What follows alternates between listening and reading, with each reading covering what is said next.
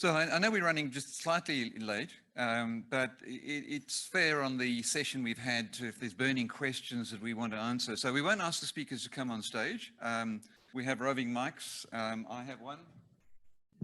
And if anyone has a burning question or a, well, if you question over there, let's for any of the speakers, if you want to just mention who they were and position a question to them. Actually, this is for any of the speakers, really. I was wondering if any of you could explain for me why the Murray-Darling River had such an enormous fish die-off, and if that was perhaps anything to do with the selling of water rights to corporations. I wonder if the speakers want to take that on. Alex or David's probably quite well placed to take it on as well. Are you? Anyone of the speakers want to volunteer an answer? Because I know David's itching to answer.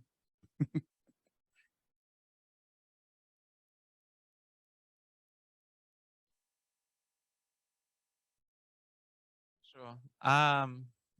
Should state, definitely not a water scientist, but I think it's quite well regarded that over extraction in that system and a lack of environmental flows absolutely contributed to a lack of, I think in terms of the actual die-offs, is the depletion of oxygen in that system and a buildup of algae, which killed the fish. But that's a consequence of over extraction and not the necessary flows in those systems. Two issues there.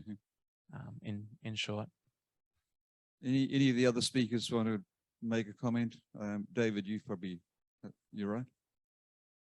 No, I think that's probably a good answer. You know, there's been a substantial extraction with agriculture in particular. But great. Any other questions? I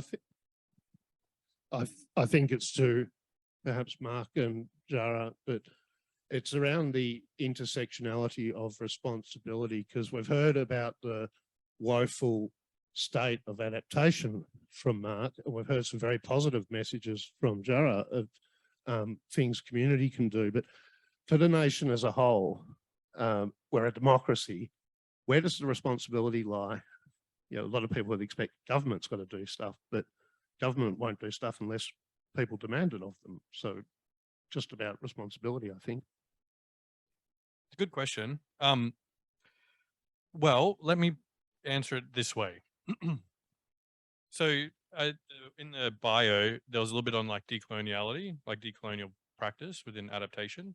So when you decolonize a space, particularly research, that's more about the research methods, but generally speaking, like it's a challenge not necessarily to, it's actually a challenge to white Australia, if that makes sense. So settler Australia is not about Aboriginal and Torres Strait Islander people, although we have, for example, myself, who's gone through a Western education system, definitely need to be wary that that is a pressure on the mind.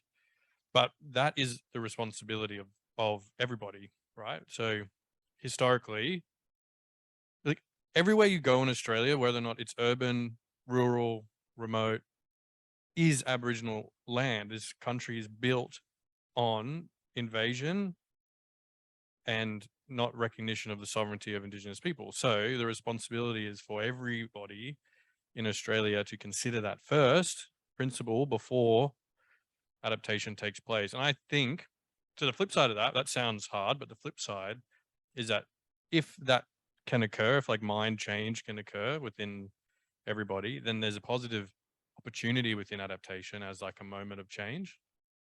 You know, that doesn't occur that often, because also it's a very unique problem in that it's a land-based problem that will occur everywhere at once. And so, or for different degrees, but climate change kind of is a big problem. And so there's like a nugget in there, like a pearl of potential system change that doesn't necessarily exist, I don't think, in all of the different problems. So does that answer the question? No, a little bit? No. I think it's part of the discussion, part of the yarn. I'm going to add a comment because Mark's not here and he wouldn't be able to answer it in the way that I'm going to. Mark Howden gave a really good overview of the IPCC chapters on climate change adaptation. He didn't focus on the Australian chapter, which has a very key climate risk identified, which was the failure of Australian institutions and in particular governance systems to manage climate risks. And that summary point was attempted to be removed from the report by the Australian government delegates at the IPCC plenary meeting to approve. Now, this is the most recent report. What was the previous government, because it was prior to the election that the report was being approved, but it's a really interesting perspective on, how would I say, IPCC. Yeah, and you can tell Dave is retired from CSIRO because he can say that now. Question over there, Dave.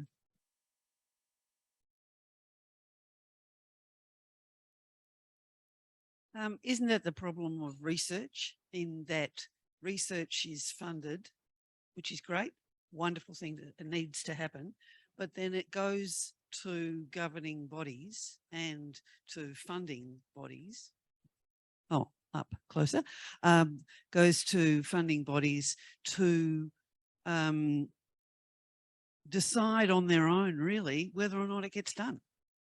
And some of the elements of the focus on the research made me uncomfortable. Today made me more comfortable that we're listening to the right people, or some people are listening to the right people. I think it's very much about decolonisation. I think it's very much about the seduction of, if you like, you know, a kind of the overarching silencing of capitalism and where we go with that, and how do we engage the populace into feeling passionate for the environment, you know, feeling their grief, but choosing then to act on it.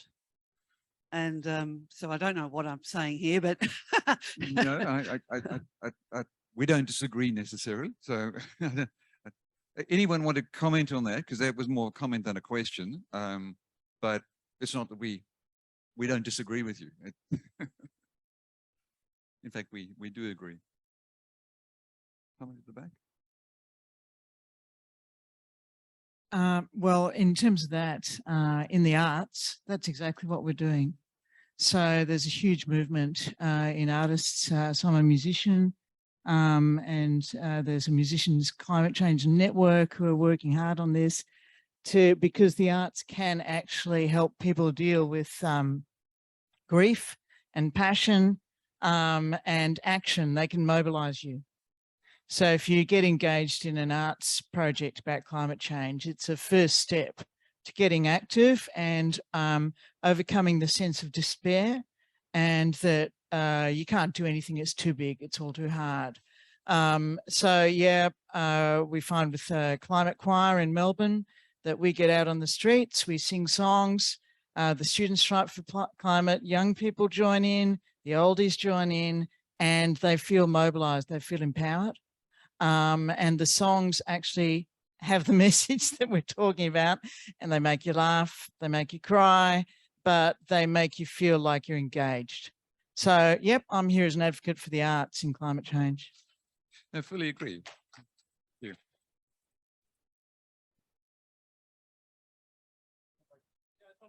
So I just wanted to reiterate that actually, that all those little projects I was talking about, like the taking up of the mangroves, or that was in a documentary that was also talking about culture, and it was an art project, you know, funded through arts grants.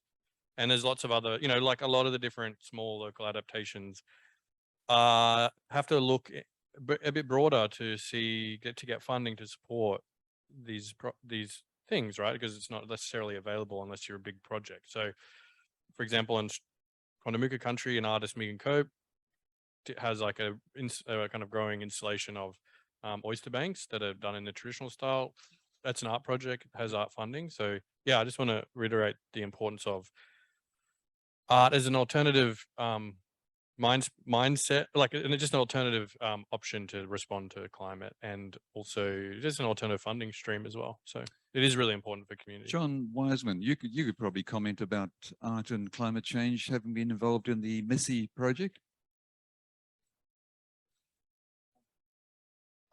Yes, and I think what you just said and what's been said over here is really, really important, is that, I mean, what we've been listening to is the importance of different ways of understanding, different sources of wisdom and knowledge. Clearly, the understanding the wisdom and knowledge from Indigenous people and communities is vital to that.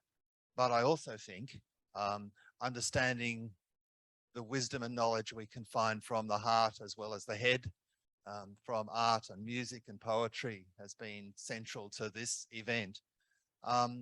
And I think there are lots and lots of examples, as you say. There's the Climate Choir, there are groups like Climart. I'm just aware of so many people working in visual arts, in film, in poetry, in music.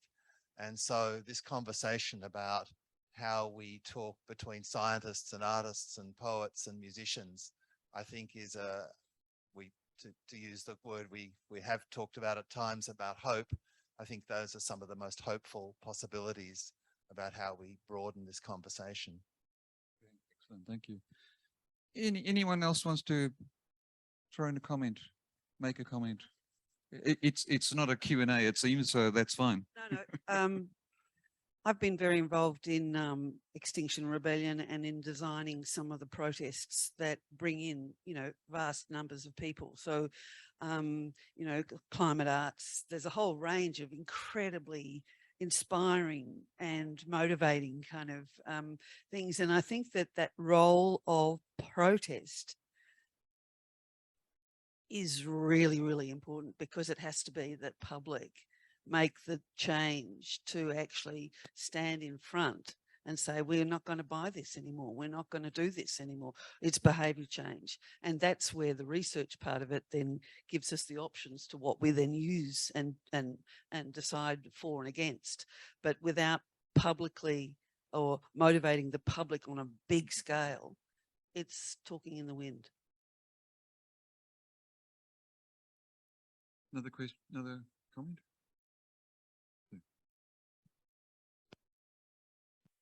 Oh, sorry. Two comments here. I'd love to really quickly answer the question regarding cyanobacteria, blue-green algae blooms. It's related a lot to the overuse, obviously the deconstruction of water reserves, but the overuse of nitrogen and phosphorus and overabundance of basic mineral building blocks, but also the overuse of fungicides, in that cyanobacteria can be predated upon by fungicide, by mycelium, making it more digestible. So the cyanobacteria could be a feedstock for wildlife, but because there's no mycelial life able to digest it, able to work with it, it just becomes overabundant and depletes the environment. We'll go with the last comment and then we'll have to wrap it up. Thank you. Oh, sure. I've got a question. Well, I would like Alex to give an overview of the court case that's been happening last week. The Arid Lands Environmental Centre took the Northern Territory government to court over the Singleton water licence. And I was just wanting Alex to give a little overview of where that's at. I can provide some high-level comments. So the Mparntwe Aboriginal Corporation, which is a native title body, so we're talking about land about 4 hours north of Alice Springs at Singleton Station, Kaiditch country, and the Arid Lands Environment Centre both commenced proceedings against the Northern Territory government separately, but over the same water licence. And this is the granting of the largest groundwater licence in Northern Territory history and one of the largest groundwater licenses in the country for 40,000 megalitres of water per year for up to 30 years at full production. And it threatens up to 40 sacred sites. It's going to lower the groundwater table by up to 50 metres in parts of the aquifer, we'll see up to 40,000 tons of salts brought to the surface every year at full production, 8 threatened species in the area. So I guess this is a very interesting case study in the Northern Territory around kind of what kind of water future we're having in the balance of ecological and cultural values with development. And we're seeing a severe imbalance there, which is where these proceedings are coming to a head. So last week, Mparntwe Aboriginal Corporation and ALEC were in the Alice Springs Supreme Court. And that's an ongoing process to work out whether this license was granted unlawfully under the Water Act. So it's a judicial review. So it's very narrow grounds. It's just whether the Water Act was implemented as intended or not. But it has severe implications for kind of water planning and water governance in the Territory's water future. Thanks, Alex. Look, some very strongly contested views in there, aren't there? So I think we need to get more people involved. See Alex a bunch. Thank you very much. Sorry we've gone over.